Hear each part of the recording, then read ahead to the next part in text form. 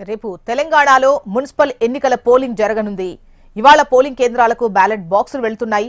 7 కార్పొరేషన్లు 116 మున్సిపాలిటీల్లో ఎన్నికలు జరుగుతాయి. మొత్తం 8203 పోలింగ్ కేంద్రాలను ఏర్పాటు చేశారు.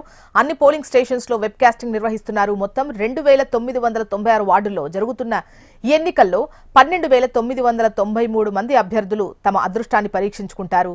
52 లక్షల మందికి పైగా ఓటర్లు భవితవ్యాన్ని తేల్చనున్నారు. ఇందులో మహిళా ఓటర్లు 26 లక్షల మంది, పురుష ఓటర్లు 25 లక్షల మంది.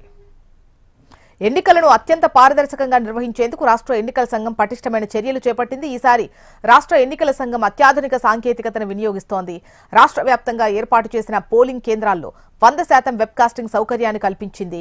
ఈ ఎన్నికలు బ్యాలెట్ పేపర్ల ద్వారానే జరుగుతుండటంతో సుమారు 16,301 బ్యాలెట్ బాక్సులను సిద్ధం చేసి ఆయా కేంద్రాలకు పంపిణీ చేశారు.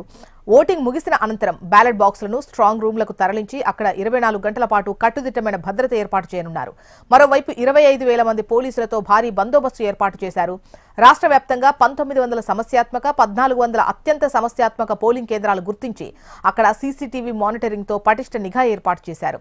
ఎన్నికల నేపథ్యంలో ఎటువంటి అవాంఛనీయ ఘటనలు జరగకుండా మద్యం దుకాణాలను మూసివేశారు.